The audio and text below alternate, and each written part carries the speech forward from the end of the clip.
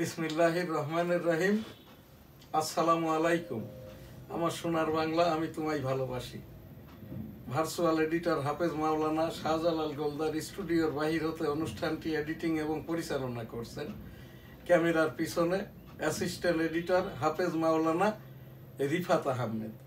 আজ আমার সাথে উপস্থিত নিউজ স্টারের এখানকার নিয়মিত আমার টক শোতে অংশগ্রহণকারী সিনিয়র সাংবাদিক দি ডেইলি নিউজ স্টার এবং আমাদের যেটা রাষ্ট্রসংঘ নিবন্ধিত www.dailynewsstar.com, সেইটিও আমাদের এই দি ডেইলি নিউজ স্টার ইংরেজি সংবাদপত্রের অনলাইন সংস্করণ IPTV newsstar.tv।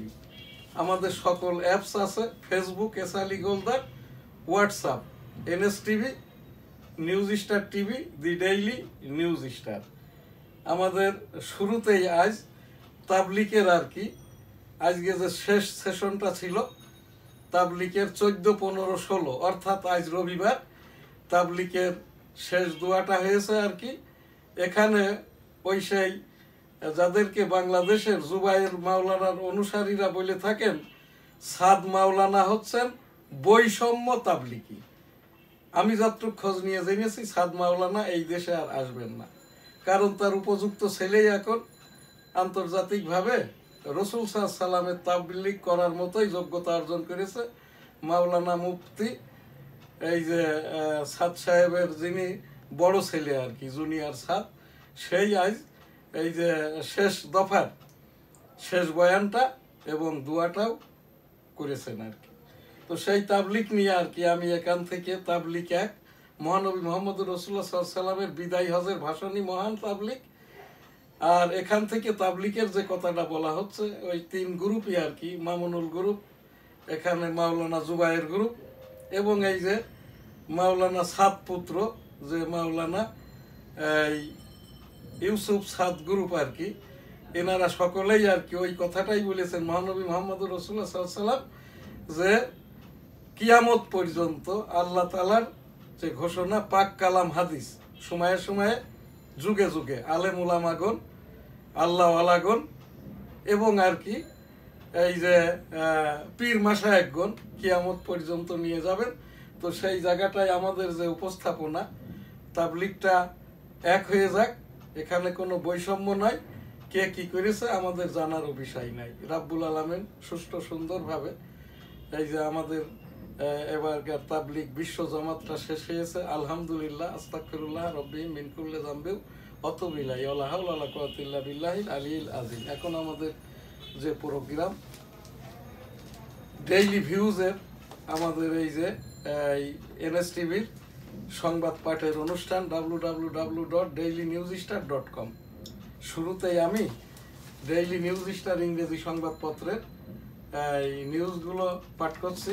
EPO M Shahjahan Ali Goldar, the daily news star, 16/2/2025। Meeting to consensus commission this afternoon, chief adviser to speak. এই যে এখানটায় প্রধান উপদেষ্টা কথা বলবেন Taiwan military training jet crashes, pilot rescued. ওই যে তাইওয়ানের একটি জেট বিমান ক্রাশ হয়েছে, পাইলটকে উদ্ধার করা গেছে। Chief adviser urges political parties to reach consensus over reforms. এই যে সংস্কারের জন্য যে রিফর্মস কমিশন, তাদের সাথে মাননীয় প্রধান উপদেষ্টা ডক্টর মোহাম্মদ ইউনূস মহোদয় কথা বলেছেন। এখানটায় আর একটা যেটা news Teesta mega plan not implement due to Hasina's subservient policy. Dulu, ওই যে ইনি হচ্ছেন রংপুর বিভাগের বিএনপির একজন নেতা, বলেছেন এই যে তিস্তার উপরে শেখ হাসিনার আমলে কোনো কাজটাই হয়নি। এখানটায় আরেকটি যে ইংরেজি সংবাদপত্র daily industry, suppliers credit to destroy economy. ওই সরবরাহের উপরে যে আর কি বিভিন্ন রকমের ক্রেডিটটা দেওয়া হয়, যার একরকম 800 কোটি টাকা দেওয়া হয়েছে বইয়ের ব্যবসায়ীদের, বই ছাপার প্রেসদেরকে, যে কারণে বইটা আর পাওয়া যায় নাই। এই সংবাদটার যথার্থতা আছে। Suppliers credit to destroy economy. এটা শুধু ইকোনমি, অর্থ শেষ করে নাই, এদেশের শিক্ষা দীক্ষা খাদ্য দ্রব্য ইত্যাদি আর কি সবকিছুই শেষ করে দিয়েছে।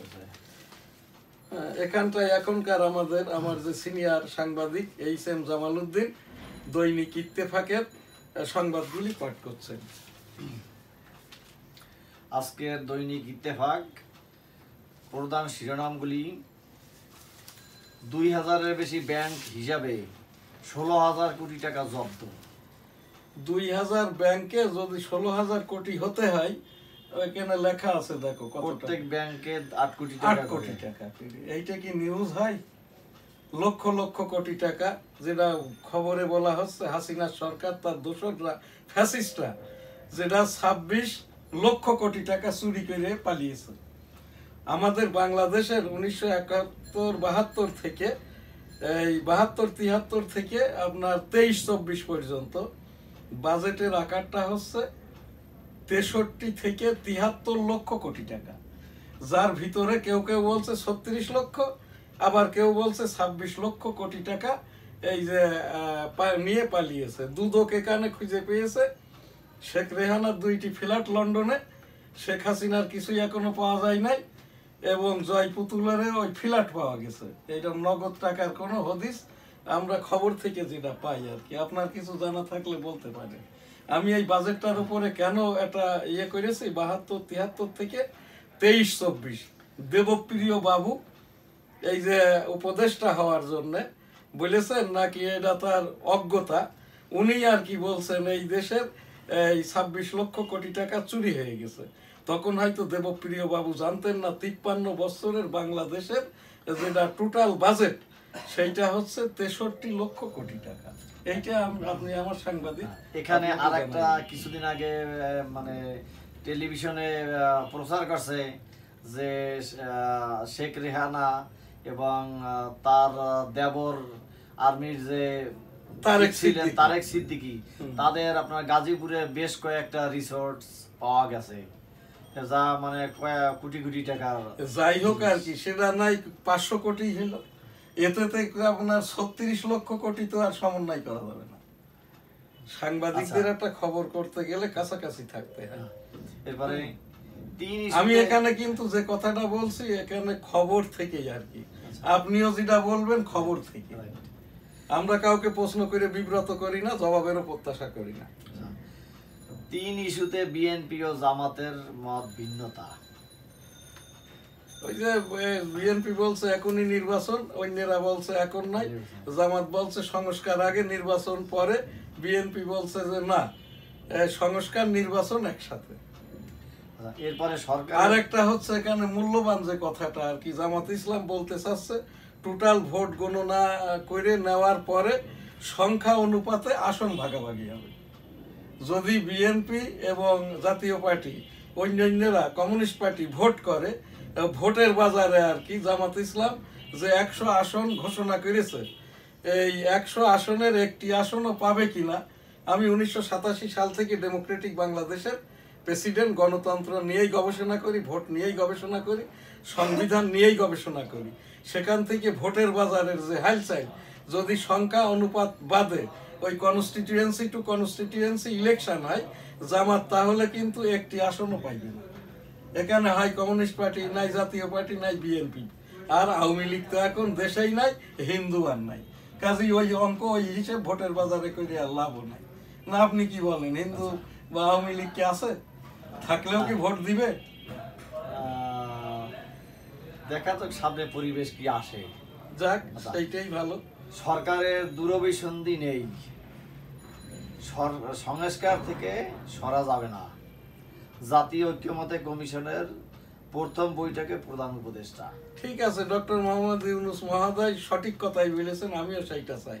সুষ্ঠু সুন্দর ভোটের সংস্কার করে নিয়ে, জোটের সংস্কার করে নিয়ে, রাজনীতির সংস্কার করে নিয়ে, ফ্যাসিজমের সংস্কার করে নিয়ে, ওই যে ইতিপূর্বেকার কিছু কিছু বিচার অমীমাংসিত আছে, যেমন জিয়াউর রহমানের যে বিচারটা, মেজর মঞ্জু আসামি, এগুলো এটার ওপরেও কিন্তু আমি যেটা মনে করি এটা সংস্কার প্রয়োজন নাই। যেটা 15ই আগস্টের খুন 1971 সালের, এগুলোর যেহেতু নিষ্পত্তি হয়ে গেছে, এগুলো কেন নাই? পিলখানার যেটা মামলা চলমান, এখানটাইও এর একটা নিষ্পত্তিতে আসতে হবে আর কি। আর এই সংস্কার করতে যদি ডক্টর মোহাম্মদ ইউনূস মহোদয়ের আরো কিছু উপদেষ্টা লাগে, আরো কিছু লোকবল লাগে, কমিশনার লাগে, এবং সময়টা যদি 10 বছরও লাগে, আমার আপত্তি নাই। আপনার কি আপত্তি আছে? সাংবাদিক সাহেব, সময় নিয়ে এটাকে আমরা খুব ভালোই আছি, আরামেই আছি আর কি। কিন্তু যারা ঝালে ঝোলে অম্বলে ছিল তারাই কষ্টে আছে, পালিয়ে আছে, দেশ ছেড়েছে, এই খোপড়ির মধ্যে আছে। ঝালে ঝোলে অম্বলে, বোঝেন তো? এইটা যে খাবারটা খাইলে অ্যাসিডিটি হয়, পরে গ্যাসের ওষুধ খেতে হয়, ওইটাকেই বলা হয় ঝালে ঝোলে অম্বলে। পরবর্তী সাবেক 2 এমপি ও আওয়ামী লীগ নেতা সহ গ্রেপ্তার 4,500। Operation devil hunt. Devil hunt মানে এই যে শয়তান অন্বেষণ করা বা ধরা আর কি, শিকার করা। হ্যাঁ, তো এখন এই জায়গাটাই আপনার 8 দিনে যদি 4,000 ধরে ফেলা হয়, আর এই ডেভিল হান্ট যদি এই আপনার মাস 6 চলতে থাকে, বা ক্লিন হার্টের মতো যদি 6 বছর চলতে থাকে, তাহলে তো আর এইটা ইন্টারগেটের বাইরে আর থাকবে না। আয়নাঘর যেগুলো আছে এগুলো এখনো যেহেতু পরিষ্কার হয় নাই, এদের ইন্টারগেট কি ওখানেই হবে না বাইরে কোথাও হবে? এটা ওই কিছু কিছু লোকজন, বুদ্ধিজীবী পরজীবীরা লিখতেছেন বা সোশ্যাল মিডিয়াতে বলতেছেন আর কি। সেই কথাটাই আপনি জামাল হোসেন সাহেব, আপনি মিরপুর প্রেস ক্লাবের জেনারেল সেক্রেটারি, আমাদের জার্নালিস্ট কোঅপারেশন অফ বাংলাদেশের ঢাকা জেলা চেয়ারম্যান, এবং আমার নিউজ স্টার পত্রিকার সিনিয়র সাংবাদিক, newsstar.tv যেটা IPTV, এটারও সিনিয়র সাংবাদিক। হ্যাঁ, এই যে ধৃত হচ্ছে, কার কোন অপরাধে কিভাবে, এরা কি বৈষম্য বিরোধী না সেই গাজীপুরের কেস, এইটার কিন্তু কোনো ঘোষণাটা এখন আর নাই। পুলিশ যে বাণিজ্য করবে এটা কিন্তু চিরাচারিত, ব্রিটিশরা যখন আমাদের দিয়ে গেছে আর কি, তখন থেকে এটা একটা নিয়ম। একটা আসামি ধরতে গেলেও টাকা লাগে, ছাড়াইতে গেলেও টাকা লাগে না। কিন্তু ইদানিং পুলিশ কোনো ক্রিমিনাল বা কোনো আসামিকে ধরার আগে তারা অনেক যাচাই বাছাই করে, এটা চলতেছে। কারণ অনেক মামলায় দেখা যায় যে ষড়যন্ত্রমূলক ভাবে একজন আরেকজনকে হয়রানি করার জন্য এরকম অবস্থার সৃষ্টি করে। কিন্তু বর্তমান পুলিশের সিচুয়েশন দেখলাম যে না, পুলিশ এটা যাচাই বাছাই করে তারপরে ডিসিশন নেয়। এখানে আমাদের সময়টা নাই, কি সময় আছে? এখানে আমি লাব্বাইক আল্লাহুম্মা লাব্বাইক, লাব্বাইক লা শারীকা লাকা লাব্বাইক, ইন্নাল হামদা ওয়ান নি'মাতা লাকা আল মুলক লা শারীকা লাক। রব্বুল আলামিন পাক পরওয়ারদিগার বিশ্বের সকল মানুষকে একবার করে হজ উমরা করার তৌফিক দান করুন, আমিন। একটি জাতীয় উপস্থাপনা। এই যে স্কুল পড়ুয়া শিক্ষার্থীরা, গার্জিয়ানরা সন্তানদেরকে প্রতিষ্ঠানে পাঠান, শিক্ষকরা আপনারা যারা অযোগ্য পথ ছেড়ে চলে যান, অর্থাৎ যারা পাঠ্যসূচি নিয়ে কিলাসাই পাঠদান শেষ করতে পারবেন না, আমাদের গার্জিয়ানদেরকে, ছাত্রছাত্রীদেরকে আর কষ্ট দিয়েন না, খুব সহসা বই পাওয়া যাবে না। এই জন্যই শিক্ষকরা আপনারা পাঠ্যসূচি পাঠ্যক্রম উত্তোলন করে কিলাসাই পাঠদান শেষ করেন, আর তা না হলে ক্ষতি হয়ে যাবে। আমি 9 বছর বাংলাদেশ পুস্তক প্রকাশক বিক্রেতা সমিতির আমি একজন কর্মকর্তা ছিলাম। আমি আমার এই পেশাগত দায়িত্ব পালন থেকেই আর কি যে অভিজ্ঞতা হয়েছে, সেইটাই আমি এই জাতির কাছে, জাতীয়ভাবে আমি একটু অনুরোধ করছি শিক্ষকদের কাছে, শিক্ষা প্রতিষ্ঠানের কাছে, কিলাসেই পাঠদান শেষ করেন। বই পেতে এখনো দেরি হবে, আর তা যদি না করেন ক্ষতি হয়ে যাবে। আজকের আমাদের সময়টা আর মোটেই নাই। 1971 সালের রণাঙ্গনের মুক্তিযোদ্ধাদের মর্যাদার সেটেলমেন্ট প্রত্যাশা করছি। সেই সাথে বঙ্গবন্ধু শেখ মুজিবুর রহমান, এক অংশের ঘোষক মেজর থেকে জেনারেল জিয়াউর রহমান, এবং আমরা যারা মুক্তিযুদ্ধ করেছি, আমার তো ভারতীয় সনদ আছে, যাদের সনদ নাই, এবং যারা 1971 সালের মুক্তিযুদ্ধে শহীদ হয়েছেন, আমার একটি ছোট ভাইও আমার হাতের ওপর শহীদ হয়েছে, এই সকল শহীদদের বিদেহী আত্মার শান্তি কামনা করি, আমিন। যারা অসুস্থ মুক্তিযোদ্ধা তাদেরকেও দ্রুতলয়ে সুস্থ করে দিন, অথবা যে অবস্থায় আছে আল্লাহ তাআলা তাদের দিনাতিপাত করার তৌফিক দান করুন, আমিন। আস্তাগফিরুল্লাহ রাব্বি মিন কুল্লি যামবি ওয়া আতুবু ইলাইহি ওয়া লা হাওলা ওয়া লা কুওয়াতা ইল্লা বিল্লাহ আলিল আজিম। আমিন। সকলে ভালো থাকবেন, সুস্থ থাকবেন, পাশের জনকে ভালো রাখবেন। আলহামদুলিল্লাহ। আল্লাহ হাফেজ।